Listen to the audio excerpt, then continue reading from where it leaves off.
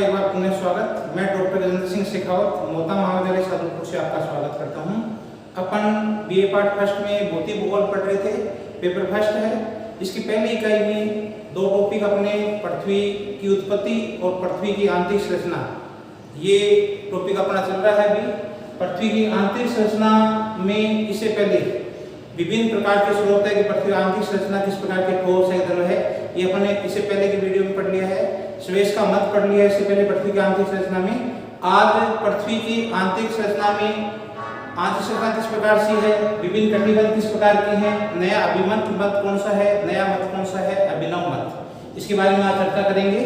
तो भूकंप की लहरों की गति के आधार पर पृथ्वी के आंतरिक भाग को तीन मंडलों में विभक्त किया जाता है। पृथ्वी की जो भूकंपीय लहर है, भूकंपीय लहरों की गति के आधार पर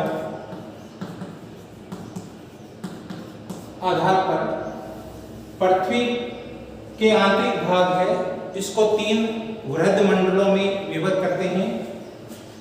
तीन भागों में विभक्त करते हैं।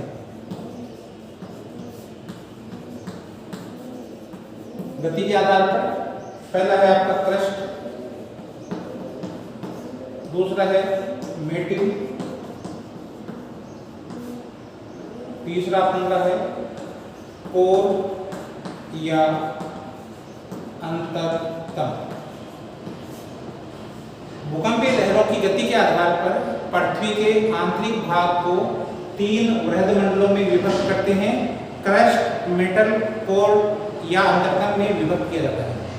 भूकंपीय लहरों की गति के आधार पर इस जो प्रमुख मंडल है, तीन प्रमुख मंडल है, इसको कई उपमंडलों में विभक्त किया जाता है, उपभागों में बांटा जाता है। भूकंपीय लहरों की गति के आधार पर ही जो ये तीन मंडल है आपके क्रस्ट, मेटल और कोर, इनको भी कई उपभागों में बांट दिया जाता है। तो भूकंपीय लहरों की गति के आधार पर भी इन प्रमुख मंडलों को तीन उपभागों में बांटते हैं। कई सारे प्रमुख भाग हैं, तीन प्रमुख भाग हैं और कई उपभाग हैं। तो इस लहरों की गति के आधार पर ही इनको कई उपभागों में, तीन तो प्रमुख भाग हैं और कई उपभागों में भूकंपीय लहरों की गति के आधार पर इन्हें बांटते हैं। पहला अपना जो प्रमुख मंडल है उसको कहा जाता है क्रस्ट। ये वाला भाग, ऊपर वाला भाग है, ये कहलाता है क्रस्ट। इस मंडल की गहराई के संबंध में विद्वानों में मत ऐक्य नहीं है, एक मत नहीं है। क्रस्ट की गहराई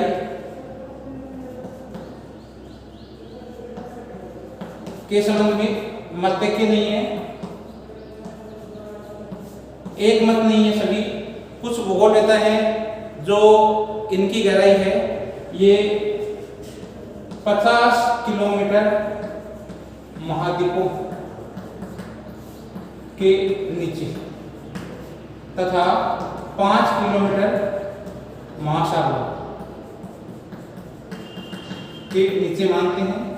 कुछ भूगोल देता है, कुछ विद्वान हैं वो ये मानते हैं कि पृथ्वी की जो क्रस्ट है वो उसकी गहराई है ये 50 किलोमीटर महाद्वीपों के नीचे है और महासागरों के नीचे 5 किलोमीटर है।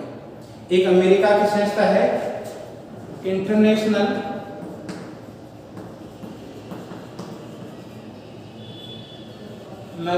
Union of geodesy and geophysics, इसके अनुसार महाद्वीपों की आंतरिक भाग है उसकी गहराई है ये, क्रस्ट की जो गहराई है ये 30 किलोमीटर पाई जाती है।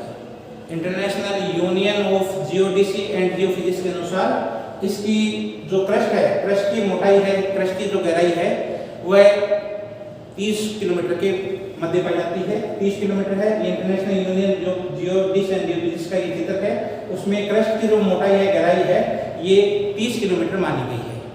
अन्य स्रोतों से, अन्य विद्वानों के अनुसार इसकी गहराई है, कुछ अन्य स्रोतों से, अन्य स्रोतों से गहराई इसकी 100 किलोमीटर तक मानी जाती है। अन्य स्रोतों से इसकी गहराई है, क्रस्ट की गहराई है, ये 100 किलोमीटर तक मानी जाती है। क्रस्ट को मुख्य रूप से लहरों की गति के आधार पर, घनत्व के आधार पर इस क्रस्ट को भी दो भागों में बांट लेते हैं।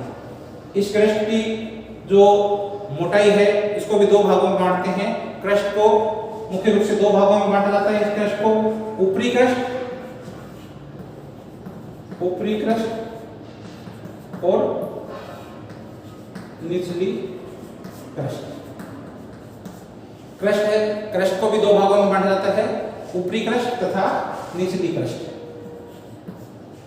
दो भागों में है। ऊपरी क्रस्ट में पी लहरों की गति है, ये ऊपरी क्रस्ट में पी लहरों की गति होती है 6.1 किलोमीटर प्रति सेकंड। ऊपरी क्रस्ट है, वहां पी लहरों की गति है ये 6.1 किलोमीटर प्रति सेकंड होती है, जबकि निचली क्रस्ट है, निचली क्रस्ट पर पी लहरों की गति है ये 6.7 किलोमीटर प्रति सेकंड हो जाती है। वहां इनकी जो पी लहरों की गति है, ऊपरी क्रस्ट है, ऊपरी क्रस्ट में पी लहरों की गति है ये 6.1 किलोमीटर प्रति सेकंड होती है। नीचे ये गति है, ये आपकी निचली क्रस्ट में पी लहरों की गति है ये 6.9 किलोमीटर प्रति सेकंड हो जाती है। पी लहरों की गति है, उस गति में अंतर रहता है।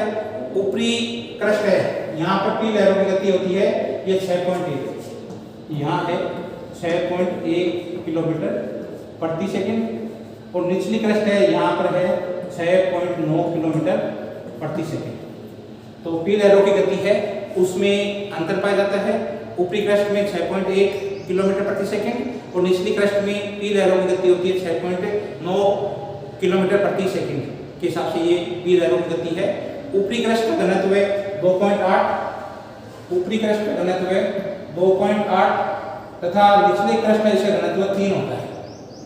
घनत्व की बात करें, पी लहरों की गति है ये ऊपरी क्रस्ट में 6.1 किलोमीटर प्रति सेकंड, जबकि निचली क्रस्ट है वहां पर 6.9 किलोमीटर प्रति सेकंड होती है। घनत्व में अंतर होता है, ऊपरी क्रस्ट का घनत्व है 2.8 और निचली क्रस्ट का घनत्व है ये 3 होता है।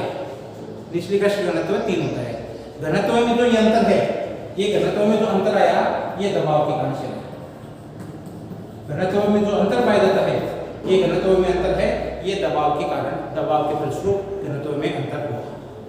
दूसरा अपना जो मेन पोर्शन है, भाग है पृथ्वी की आंतरिक संरचना में, दूसरा जो मंडल है, प्रमुख मंडल है मेटल। दूसरा मंडल कौन सा है आपका? मेटल।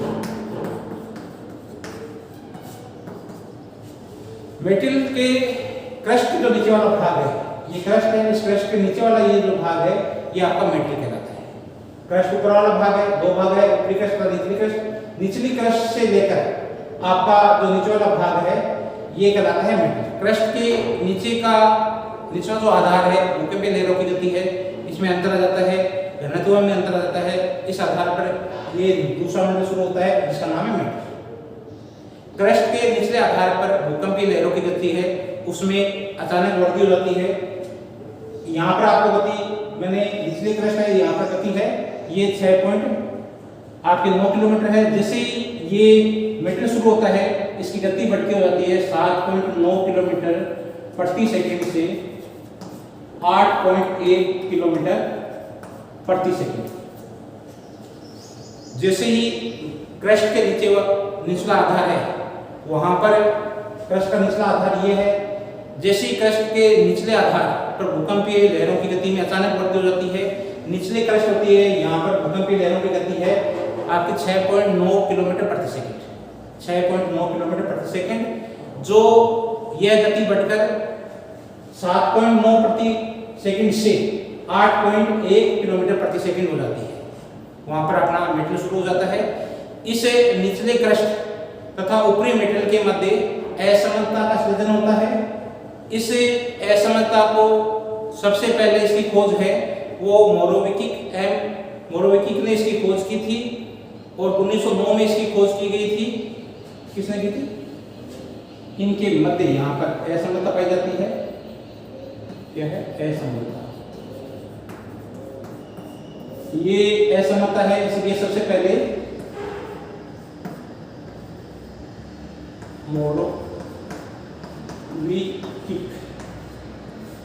मोरोविकिक है ये पूरा नाम उसका। मोरोविकिक ने 1909 में इस असमता को सबसे पहले खोजा था। इसे निचली क्रस्ट और ऊपरी मेटल के मध्य असमता पाई जाती है, असमता का सर्जन होता है। इसे की खोज सर्वप्रथम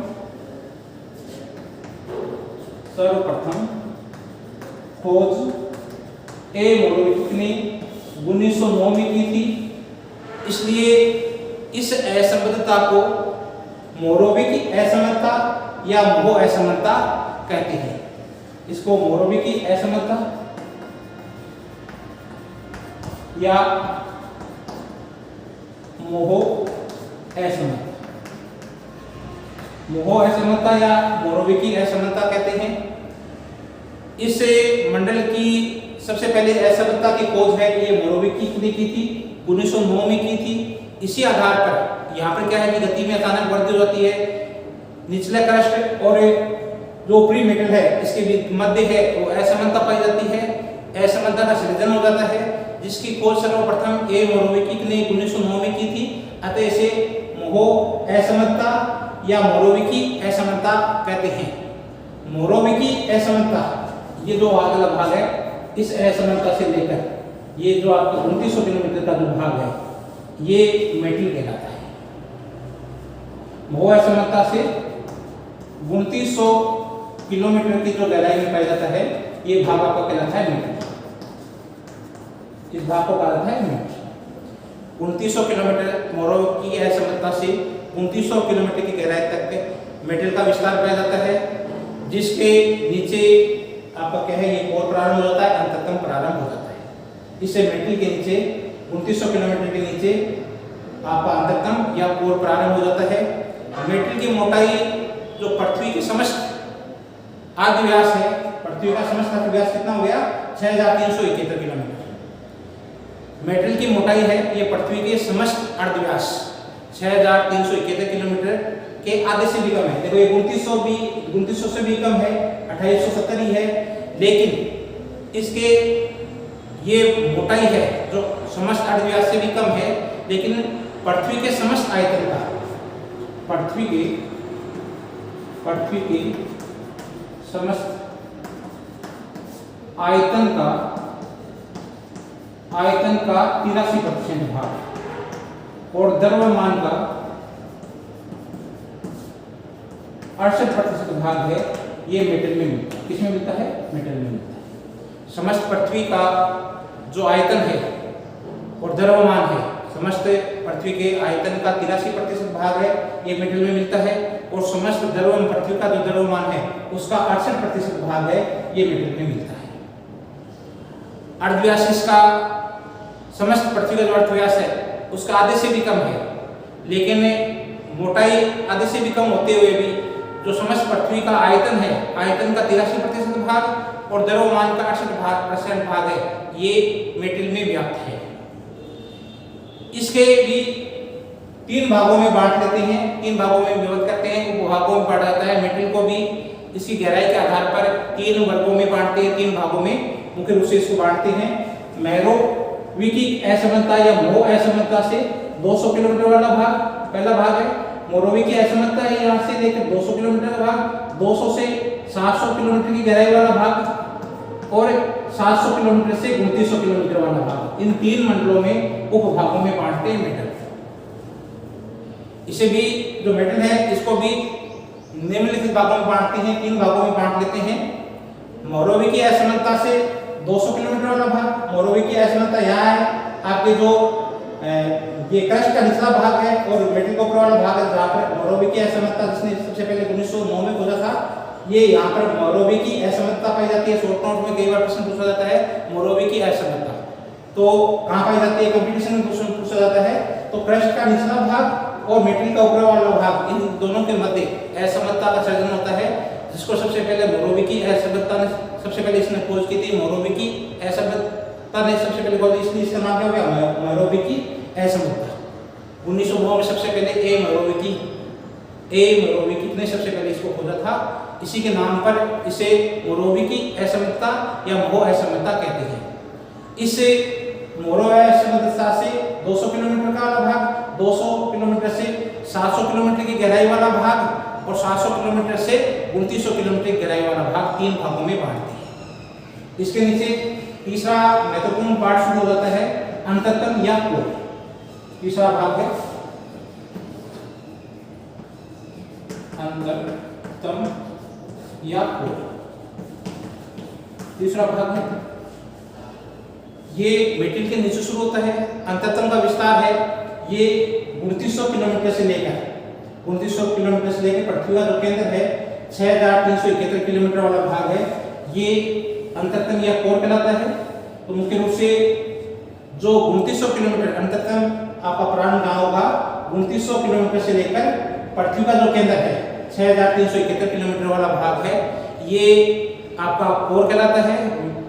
मेटल जो निचला मेटल है आपका मेटल और जो बाह्य आपका कोर है अंतरतम और बाह्य कोर। मेटल है आपका मेटल और अंतरतम को गुटेनबर्ग असमर्थता भी कहा जाता है। इसका नाम है गुटेनबर्ग असमर्थता।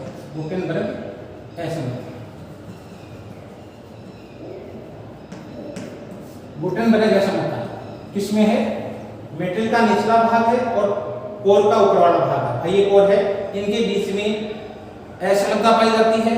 असमर्थता इस सीमा के सहारे या गुटेनबर्ग असमर्थता के सहारे घनत्व में अत्यधिक परिवर्तन होता है। यहाँ देखो ऊपर आपका निचले मेटल है वहां घनत्व आपका 5.5 है, अचानक ही ये जैसे ही बाह्य कोर शुरू हो जाता है घनत्व बढ़ के 10 है। तो जहां इस सबसे पहले इसको असमर्थता को खोज की जिसमें मेटल निचला मेटल और बाह्य कोर इनके बीच में जो असमर्थता पाई जाती है, इसको सबसे पहले गुटेनबर्ग ने सबसे पहले इस असमर्थता को खोजा था, इसलिए इस जो असमर्थता को गुटेनबर्ग असमर्थता कहता है।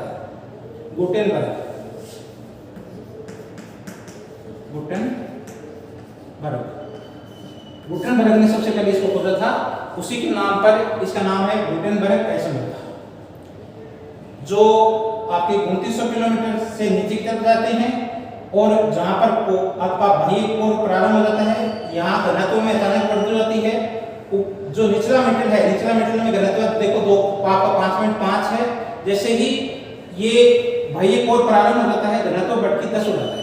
5.5 से सीधा ही बढ़ के कितना हो गया, परिवर्तन अचानक तेजी से होता है, घनत्व में वृद्धि अचानक होती है और ये परिवर्तन ऊपरी जो मेटल है आपका वहां से जो निचला मेटल है वहां पर घनत्व है आपका 5.5 और जैसे ऊपरी भाग से नीचे की तरफ चलते हैं तो बाह्य कोर जहां प्रारंभ होता है वहां घनत्व अचानक बढ़कर जो घनत्व हो जाता है वो 10 हो जाता है। ऊपरी मेटल है उसमें आपका घनत्व है वो आपका क्या है कि 5.5 है, यहाँ पर 5.5 है और जैसे ही अंतरतम प्रारंभ होता है घनत्व बढ़ के 10 हो जाता है। पी लहरों की जो गति है उसमें भी अचानक बढ़ती हो जाती है। पी लहरों की गति है ये भी बढ़ के आपकी कितनी हो जाती है, अचानक आपकी बढ़कर इसी गति है ये 13.6 तक हो जाती है। पी लहरों की गति में भी अचानक बढ़ती हो जाती है। नीचे जाने पर घनत्व है ये 12 से 13 हो जाता है। घनत्व देखो लगातार बढ़ रहा है, घनत्व है यहाँ 10 है, 10 के बाद में 12, 13 और लास्ट में केंद्र में पहुंचेंगे तो घनत्व आपका बढ़ती रहता है 13.6। घनत्व लास्ट में पृथ्वी केंद्र पर घनत्व है, केंद्र पर घनत्व 13.6। तो घनत्व में भी लगातार बढ़ती हो रही है, घनत्व भी लगातार बढ़ रहा है। पी लहरों की गति है उसमें भी अचानक बढ़ती हो जाती है और ये 13.6 किलोमीटर प्रति सेकंड हो जाती है। पी लहरों की गति है ये भी अंतरतम में 13.6 किलोमीटर प्रति सेकंड हो जाती है। तो इसको सबसे पहले जो मेटल और कोर है इसकी असमर्थता को खोजने वाला जो वैज्ञानिक था, भूगोलवेत्ता था, वो गुटेनबर्ग था, इसलिए इसे गुटेनबर्ग असमर्थता कहते हैं। इस सीमा या गुटेनबर्ग असमर्थता के सहारे घनत्व में अत्यधिक परिवर्तन होता है। इस सीमा के ऊपर मेटल का घनत्व आपका होता है जो गुटनबर्ग की सीमा से ऊपर घनत्व है 5.5 है, जैसे ही इससे नीचे चलते हैं सीमा से घनत्व अचानक बढ़ जाता है और अंतरतम का घनत्व 10 हो जाता है। पी लहरों की गति है इसमें भी अचानक बढ़ती हो जाती है और ये 13.6 किलोमीटर प्रति सेकंड हो जाती है। और इस जाने पर घनत्व है ये घनत्व में बढ़ती होती है 12 से 13 हो जाता है और केंद्र का घनत्व आपका 13.6। देखो यहाँ पर 12 है घनत्व में और नीचे जाएंगे 13 हो जाता है, फिर और नीचे जाएंगे दबाव के कारण से और घनत्व बढ़ जाता है और केंद्र का घनत्व आपका 13.6 हो जाता है। इसका जो आयतन है अंतरतम या कोर का आयतन है ये समस्त पृथ्वी के आयतन का 16% आयतन, समस्त आयतन का 16% भाग है ये इसमें अंतरतम में मिलता है। पृथ्वी के समस्त जो आयतन है उसका 16% भाग और समस्त द्रव्यमान का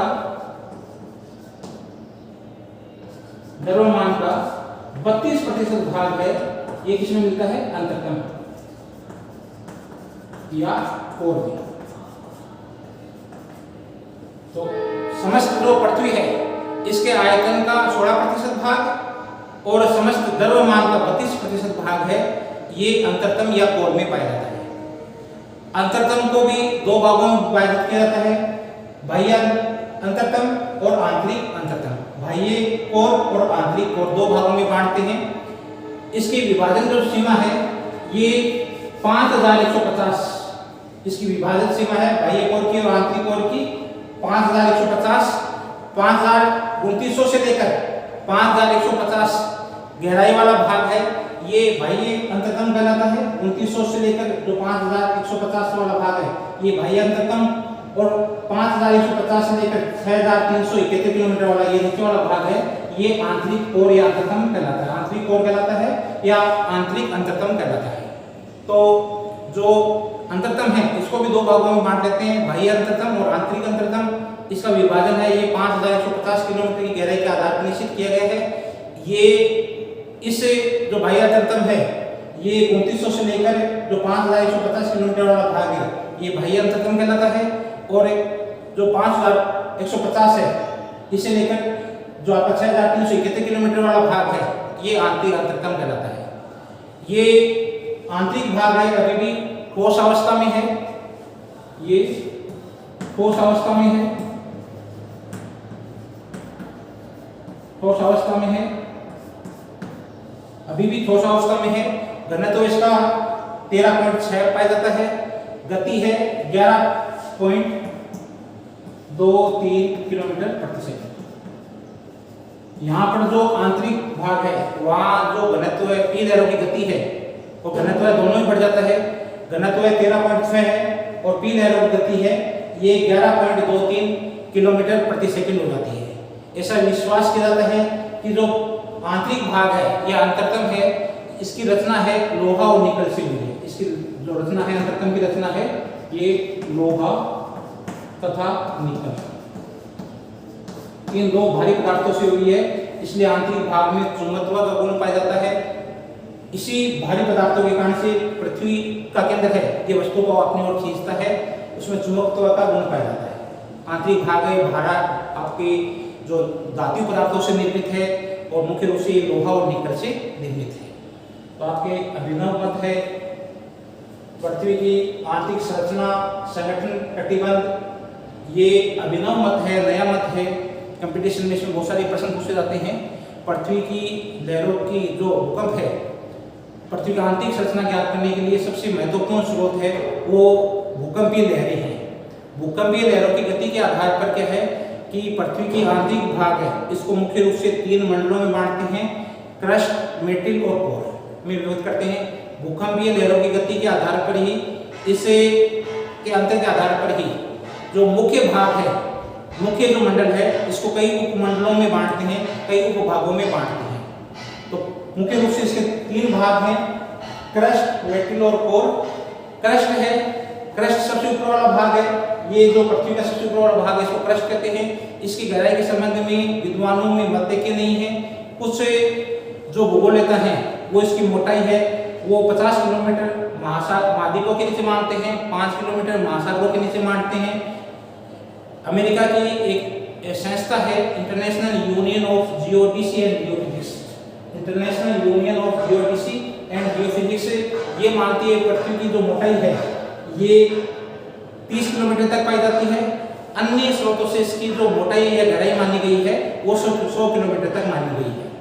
इस क्रस्ट को भी दो भागों में बांटते हैं, ऊपरी क्रस्ट और निचला क्रस्ट। ऊपरी क्रस्ट है वहां पर पी लहरों की गति है ये 6.1 किलोमीटर प्रति सेकंड होती है। निचले क्रस्ट में ये 6.9 किलोमीटर प्रति सेकंड हो जाती है। घनत्व में अंतर पाया जाता है। ऊपर वाला भाग है क्रस्ट का वहां पर 2.68 है आपकी, और नीचे वाला भाग है वहां घनत्व आपका 3 पाया जाता है। घनत्व में ये अंतर है, ऊपर 2.8 है और नीचे 3 है, तो ये घनत्व में अंतर है, ये दबाव के कारण से। इसके नीचे आपका शुरू हो जाता है मेटल। क्रस्ट के नीचे मेटल शुरू हो जाता है। दूसरा प्रमुख भाग है मेटल। आपके क्रस्ट के नीचे वाला भाग और मेटल के बीच में भी असमता पाई जाती है। जो पी लहरों की गति होती है वो उसमें अचानक बढ़ती जाती है। क्रस्ट के नीचे वाले भाग में गति होती है 6.9 प्रति सेकंड किलोमीटर प्रति सेकंड। वो बढ़ती क्या है कि आपके जैसे मीटर शुरू होता है पी लहरों की गति है ये 7.9 किलोमीटर प्रति सेकंड से 8.1 किलोमीटर प्रति सेकंड हो जाती है। पी लहरों की गति में अचानक वृद्धि हो जाती है। पी लहरों की गति है वो 6.9 किलोमीटर प्रति सेकंड से बढ़कर 7.9 किलोमीटर प्रति सेकंड से 8.1 किलोमीटर प्रति सेकंड हो जाती है। वहां पर आपका मीटर शुरू हो जाता है। इस निचली क्रस्ट और ऊपरी जो मीटर है इसके मध्य असमता का सृजन होता है। इसकी खोज सर्वप्रथम ए मोरोविकिक ने 1909 में इसकी खोज की थी। ए मोरोविकिक ने सबसे पहले इसके असमता की खोज की थी। यहाँ प्रश्न बनता है कि जो मोरोविकी असमता कहाँ पाई जाती है, तो ये निचला क्रस्ट है और ऊपरा मेटल है, ऊपरी मेटल है, उसके मध्य असमता पाई जाती है। इसकी खोज सबसे पहले ए मोरोविकिक ने 1909 में की थी। अतः इसे मोरोविकिक असमता या मोहो असमता कहते हैं। इस मोहो असमता से 2900 किलोमीटर का जो ये मोटाई है इसको मेटल नाम दिया जाता है। दूसरा मंडल है महत्वपूर्ण मंडल है। जो असमता मोरोविकी असमता से 2900 किलोमीटर वाला भाग है, जिसे गहराई वाला भाग है, ये मेटल कहलाता है। और यहाँ इसके बाद में आपका ये और प्रारंभ हो जाता है, ये अंतरतम प्रारंभ हो जाता है। इस मेटल की मोटाई यदि देखें तो समस्त जो पृथ्वी का अर्धव्यास है 6371 किलोमीटर, इससे कम है। लेकिन पृथ्वी के समस्त जो आयतन है उस आयतन का 83% भाग है वो मेटल में पाया जाता है। द्रव्यमान का 68% भाग है, ये समस्त पृथ्वी का जो द्रव्यमान है उसका 68% भाग है, ये मेटल में व्याप्त है। इस मेटल को भी 3 भागों में बांटते हैं। ऊपर वाला भाग है जहां मोरोविकी असमता पाई जाती है, उसे लेकर 200 किलोमीटर वाला भाग, 200 से 700 किलोमीटर की गहराई वाला भाग, 700 से 2900 किलोमीटर की गहराई वाला भाग, इन 3 भागों में मुख्य रूप से मेटल को बांटते हैं। इसके बाद में तीसरा आपका है कोर या अंतरतम। 2900 किलोमीटर है। इसे पृथ्वी का जो ये केंद्र है 6371 किलोमीटर वाला भाग, ये अंतरतम कहलाता है। मेटल और अंतरतम है को इसकी असमता को देखो, यहाँ पर आपका क्या है कि गुटेनबर्ग असमता कहते हैं इसको। जैसे ही 5.5 ऊपर वाला जो भाग है गुटेनबर्ग असमता कहा जाता है, इसमें घनत्व में अंतर आ जाता है। अंतर है गुटेनबर्ग के ऊपर वाला भाग है, वहां देखो आप गुटेनबर्ग के ऊपर वाले भाग है, यहाँ 5.5 इसकी गहराई आपकी जो घनत्व है 5.5 है। जैसे ही गुटेनबर्ग से नीचे वाली सीमा पे चलते हैं घनत्व बढ़ के अचानक ही 10 हो जाता है। वहां पर अंतरतम प्रारंभ हो जाता है, कोर प्रारंभ हो जाता है, और यहाँ पर पी लहरों की गति है वो भी अचानक बढ़कर 13.6 किलोमीटर प्रति सेकंड हो जाती है। इसे नीचे जाने पर घनत्व है वो 12 से 13 किलोमीटर 12 हो जाता है, और केंद्र पर घनत्व है ये 13.6 हो जाता है।